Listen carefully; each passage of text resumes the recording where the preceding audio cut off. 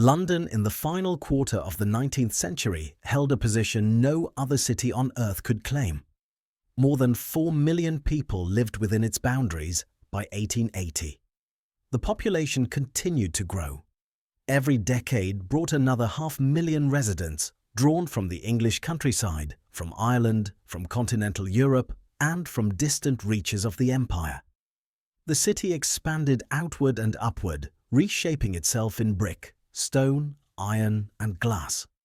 7 places, each distinct in purpose and character, reveal the workings of this immense urban machine. The Victoria Embankment, reclaimed from the Thames and visible from Waterloo Bridge, represented the ambitions of modern engineering. London Bridge, heavy with traffic flowing toward the city, served as a crossing point for commerce that had operated for centuries. Ludgate Circus marked where Fleet Street met the railway age. Oxford Street drew shoppers and traders in volumes that older generations could not have imagined. Charing Cross, with its grand hotel and terminal, connected the capital to the southern counties and the continent beyond. The Imperial Institute rose in South Kensington as a monument to colonial reach, and the Royal Exchange stood at the commercial heart of the empire, where transactions shaped economies across the globe. These locations existed not as isolated landmarks, but as interconnected parts of a single organism. The city functioned through movement of people, goods, money, and information. London Bridge presented a different scene. The crossing carried an unbroken stream of foot traffic and horse-drawn vehicles. Clerks, merchants, and labourers moved in both directions, entering and leaving the city. Porters hauled loads, costermongers pushed barrows. Omnibuses, painted in company colours, competed for passengers. The noise was considerable. Iron-shod hooves struck granite sets. Wheels clattered. Drivers called out warnings and instructions. Beyond the bridge, the City of London conducted its business. This square mile, governed by its own corporation, contained the financial institutions that financed trade across every continent. Banks, insurance offices, and trading houses occupied buildings designed to project permanence and authority. The Bank of England, the headquarters of the major clearing banks, and the offices of merchant banking families all operated within close proximity to one another. The Royal Exchange stood at the centre of this district, facing the Bank of England and the Mansion House. The building's classical portico sheltered traders and businessmen who gathered daily to conduct transactions. Lloyd's operated within its walls. Commodity prices were set here. News from foreign markets arrived by telegraph and spread through the crowd. Movement through the streets followed patterns shaped by commerce and necessity. The working day began early. Factories, workshops, warehouses, and offices required labour. Men and women walked considerable distances to reach their places of employment. Some rode in omnibuses, horse-drawn vehicles that followed fixed routes and charged fares affordable to clerks and skilled workers, though beyond the means of the poor. The Underground Railway, opened in 1863, had expanded through the following decades.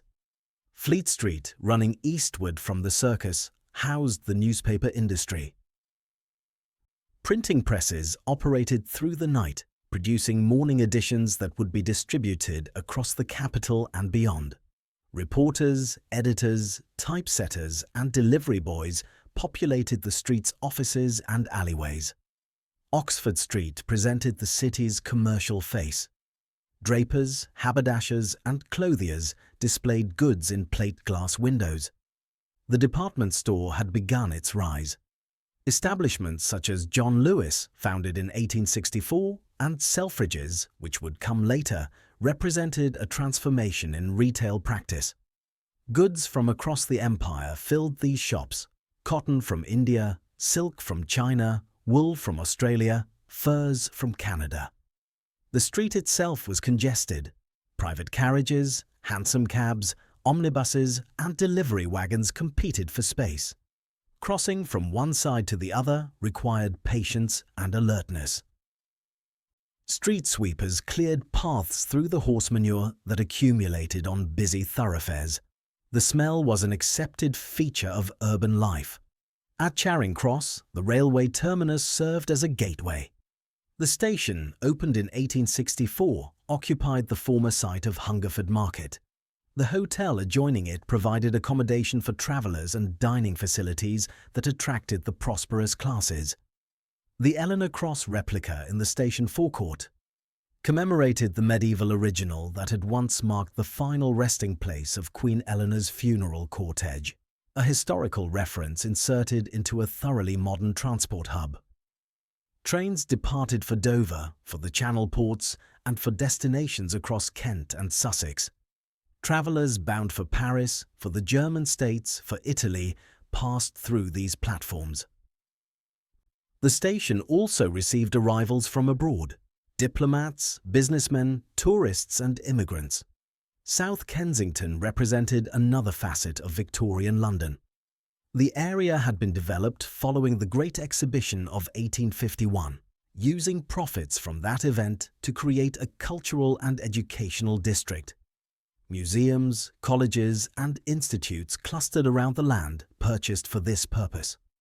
The Imperial Institute, commissioned to celebrate Queen Victoria's Golden Jubilee in 1887, embodied the confidence of a nation at the height of imperial power.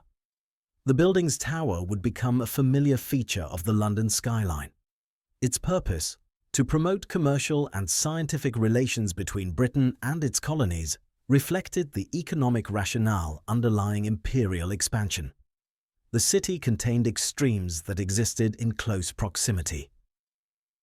Great wealth and deep poverty occupied adjacent streets. The financial power concentrated in the city funded enterprises around the world, while within walking distance, families lived in overcrowded tenements without adequate sanitation.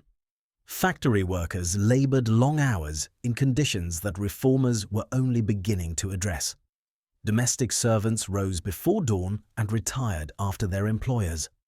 Public order was maintained by the Metropolitan Police, established in 1829, and now a familiar presence on London streets. Constables in their distinctive helmets walked regular beats. Crime persisted: theft, assault, fraud. But the city did not descend into chaos. Institutions functioned, markets operated, commerce continued. London in the 1870s and 1880s was a city in process. Construction sites altered familiar views.